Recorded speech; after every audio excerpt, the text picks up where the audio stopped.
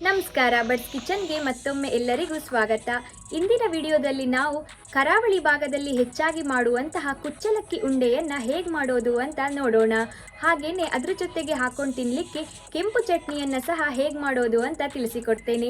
ಅದಕ್ಕೂ ಮುಂಚೆ ನೀವಿನ್ನು ನನ್ನ ಚಾನಲ್ಗೆ ಸಬ್ಸ್ಕ್ರೈಬ್ ಆಗದೆ ಇದ್ದಲ್ಲಿ ದಯವಿಟ್ಟು ಸಬ್ಸ್ಕ್ರೈಬ್ ಮಾಡಿಕೊಳ್ಳಿ. ಹಾಗೆ ಬೆಲ್ ಐಕಾನನ್ನು ಆಲಲ್ಲಿ ಇಟ್ಕೊಳ್ಳಿ. ಇದನ್ನು ನಾವು ಪುಂಡಿ ಅಂತಲೂ ಕರಿತೇವೆ. ಇದನ್ನು ಕುಚ್ಚಲಕ್ಕಿಯಲ್ಲಿ ಮಾತ್ರ ಅಲ್ಲ, ಬೆಳ್ತಿಗೆ ಅಕ್ಕಿಯಲ್ಲೂ ಸಹ ಮಾಡಬಹುದು. ಮೊದಲಿಗೆ ನಾನಿಲ್ಲಿ 1-2 ಲೋಟ ಆಗುವಷ್ಟು ಕುಚ್ಚಲಕ್ಕಿಯನ್ನು ನೆನೆಸಿಟ್ಟಿದ್ದೆ. ಇದನ್ನು ನಾನು 3-4 ಗಂಟೆಗಳ ಕಾಲ ನೆನೆ ಹಾಕಿದ್ದೇನೆ. ಇನ್ನು ಇದಕ್ಕೆ ಬೇಕಾಗುವುದು ಅರ್ಧ ಕಡಿ ಆಗುವಷ್ಟು ತೆಂಗಿನಕಾಯಿಯ ಜೊತೆ ನೆನೆಸಿಟ್ಟ ಅಕ್ಕಿಯನ್ನು ಸಹ ನಾನಿಲ್ಲಿ ಸೇರಿಸ್ಕೊಂಡಿದ್ದೇನೆ. ಇನ್ನು ಇದಕ್ಕೆ ರುಚಿಗೆ ಬೇಕಾಗುವಷ್ಟು ಉಪ್ಪನ್ನು ನಾವು ಸೇರಿಸ್ಕೊಳ್ಬೇಕು. ನಂತರ ಇದನ್ನು ನಾವು ಸ್ವಲ್ಪ ನೀರನ್ನು ಸೇರಿಸ್ಕೊಂಡು ರುಬ್ಕೊಳ್ಬೇಕು. ಇಲ್ಲಿ ನಾವು ನುಣ್ಣಗೆ ರುಬ್ಕೊಳ್ಳೋದೇನೂ ಬೇಡ, ಸ್ವಲ್ಪ ಜರಿ ಇರುವ ಹಾಗೆ ರುಬ್ಕೊಳ್ಬೇಕು. ಇದು ಕುಚ್ಚಲಕ್ಕಿ ಆಗಿರೋದ್ರಿಂದ ಬೆಳ್ತಿಗೆ ಅಕ್ಕಿಯಷ್ಟು ಬೇಗ ಸಣ್ಣಗಾಗುವುದಿಲ್ಲ. ರುಬ್ಬುವಾಗ ನಾವು ಹೆಚ್ಚು ನೀರನ್ನು ಸೇರಿಸ್ಕೊಳ್ಬೇಕಂತ ಏನಿಲ್ಲ, ಯಾಕಂದರೆ ಈ ಕಾಯಿಯ ಹಾಲು ಬಿಡ್ತದೆ. ಹಾಗಾಗಿ ಹೆಚ್ಚು ನೀರನ್ನು ಸೇರಿಸ್ಕೊಳ್ಳುವ ಅವಶ್ಯಕತೆ ಇಲ್ಲ. ಪೂರ್ತಿ ನುಣ್ಣಗಾಗುವುದೇನೂ ಬೇಡ, ಇಷ್ಟು ಈ ಒಂದು ಹದದಲ್ಲಿ ಇದ್ದರೆ ಸಾಕಾಗ್ತದೆ. ಈಗ ನಾನು ಇದನ್ನು ಒಂದು ಪಾತ್ರೆಗೆ ಹಾಕೊಳ್ತೇನೆ. ಹಾಗೆ ಕಲ್ಲು ತೊಳೆದ ನೀರನ್ನು ಸ್ವಲ್ಪ ಸೇರಿಸ್ಕೊಳ್ತಾ ಇದ್ದೇನೆ. ಕುಚ್ಚಲಕ್ಕಿ ಆರೋಗ್ಯಕ್ಕೂ ಕೂಡ ಬಹಳ ಒಳ್ಳೆಯದು. ಇನ್ನು ನಾನಿಲ್ಲಿ ಒಂದು ಪಾತ್ರೆಗೆ 4 ಟೇಬಲ್ ಸ್ಪೂನ್ ಆಗುವಷ್ಟು ತೆಂಗಿನ ಎಣ್ಣೆಯನ್ನು ಹಾಕ್ತಾ ಇದ್ದೇನೆ.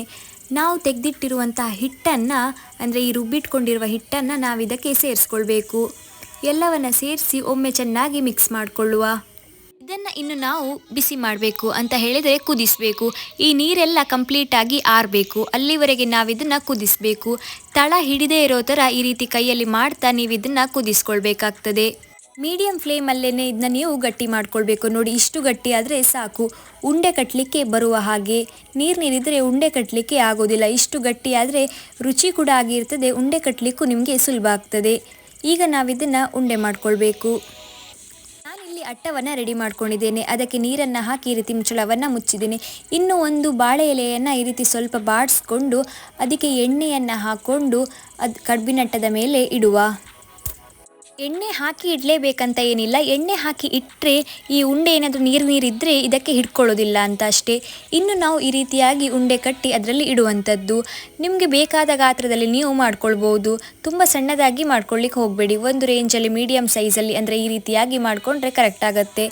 ನೋಡಿ, ಎಲ್ಲ ಉಂಡೆಯನ್ನು ನಾನಿಲ್ಲಿ ಇಟ್ಟಿದ್ದೇನೆ. ಈ ರೀತಿಯಾಗಿ ಇಟ್ಕೊಳ್ಳೋಣ.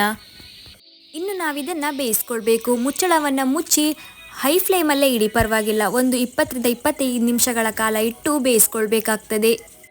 ಈ ಸಮಯದಲ್ಲಿ ನಾವು ಚಟ್ನಿಯನ್ನು ರೆಡಿ ಮಾಡಿಕೊಳ್ಳುವ. ನಾನಿಲ್ಲಿ ಕೆಂಪು ಖಾರ ಚಟ್ನಿಯನ್ನು ಹೇಗೆ ಮಾಡೋದು ಅಂತ ತಿಳಿಸಿಕೊಡ್ತೇನೆ. ನಾನಿಲ್ಲಿ ಚಟ್ನಿಯನ್ನು ದಪ್ಪಗೆ ಮಾಡ್ಕೊಳ್ತಾ ಇಲ್ಲ, ಸ್ವಲ್ಪ ನೀರಾಗಿ ಮಾಡ್ಕೊಳ್ತಾ ಇದ್ದೇನೆ. ಯಾಕಂದರೆ ಇದು ಅದಕ್ಕೆ ಹಾಕೊಂಡು ತಿನ್ನಲಿಕ್ಕೆ ರುಚಿಯಾಗ್ತದೆ. ಚಟ್ನಿಯನ್ನು ಮಾಡಲಿಕ್ಕೆ ನಾನಿಲ್ಲಿ ಅರ್ಧ ಕಡಿ ಆಗುವಷ್ಟು ತೆಂಗಿನಕಾಯಿಯನ್ನು ತಗೊಂಡಿದ್ದೇನೆ. ಇನ್ನು ಒಂದು ಬಾಣಲಿಗೆ 2 ಟೇಬಲ್ ಸ್ಪೂನ್ ಆಗುವಷ್ಟು ಎಣ್ಣೆಯನ್ನು ಹಾಕೊಳ್ಳುವ. ಅದಕ್ಕೆ ನಾನು ಒಣಮೆಣಸನ್ನು ಸೇರಿಸ್ಕೊಳ್ತಾ ಇದ್ದೇನೆ. ನಾನಿಲ್ಲಿ 6 ಒಣಮೆಣಸನ್ನು ಸಣ್ಣದಾಗಿ ತುಂಡು ಮಾಡಿ ಹಾಕೊಂಡಿದ್ದೇನೆ. ಹಾಗೆ 1 ಟೇಬಲ್ ಸ್ಪೂನ್ ಆಗುವಷ್ಟು ಕೊತ್ತಂಬರಿ ಹಾಗೆ ಜೀರಿಗೆಯನ್ನು ಸೇರಿಸ್ಕೊಂಡು ಚೆನ್ನಾಗಿ ಒಂದು 5 ನಿಮಿಷಗಳ ಕಾಲ ನಾವು ಫ್ರೈ ಮಾಡಿಕೊಳ್ಳುವ. ನಂತರ ಇದನ್ನು ತುರಿದಿರುವ ಕಾಯಿ ಜೊತೆನೇ ಸೇರಿಸ್ಕೊಳ್ತಾ ಇದ್ದೇನೆ. ಎಲ್ಲವನ್ನು ಸೇರಿಸ್ಕೊಳ್ಳುವ. ನಂತರ ಒಂದು ಸಣ್ಣ ತುಂಡು ಹುಣಸೆ ಹುಳಿಯನ್ನು ಸಹ ಸೇರಿಸ್ಕೊಳ್ಬೇಕು. ಹಾಗೆ ರುಚಿಗೆ ಬೇಕಾಗುವಷ್ಟು ಉಪ್ಪು, ಇನ್ನು ಸ್ವಲ್ಪ ನೀರನ್ನು ಸೇರಿಸ್ಕೊಂಡು ಇದನ್ನು ನಾವು ರುಬ್ಕೊಳ್ಬೇಕು. ಕುಚ್ಚಲಕ್ಕಿ ಉಂಡೆಯನ್ನು ತಿನ್ನಲಿಕ್ಕೆ ಇದೇ ಚಟ್ನಿ ಆಗಬೇಕಂತ ಇಲ್ಲ. ಉಂಡೆಯನ್ನು ನೀವು ಹಾಗೆಯೂ ತಿನ್ಬೋದು, ಹಾಗೆ ಬೇರೆ ಬೇರೆ ಚಟ್ನಿಯನ್ನು ಹಾಕ್ಕೊಂಡು ಸಹ ತಿನ್ಬೋದು. ಕಲ್ಲು ತೊಳೆದ ನೀರನ್ನು ಸಹ ನಾನಿಲ್ಲಿ ಸ್ವಲ್ಪ ಸೇರಿಸ್ಕೊಂಡಿದ್ದೇನೆ.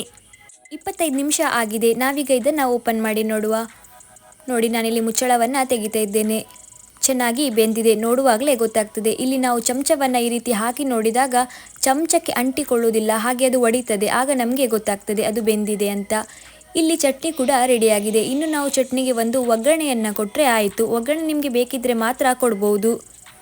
ಒಗ್ಗರಣೆಗೆ ಎಣ್ಣೆ ಸಾಸಿವೆ ಅಥವಾ ಎಣ್ಣೆ ಸಾಸಿವೆ ಕರಿಬೇವಿನ ಸೊಪ್ಪನ್ನು ಸೇರಿಸ್ಕೊಂಡ್ರೆ ಆಯಿತು.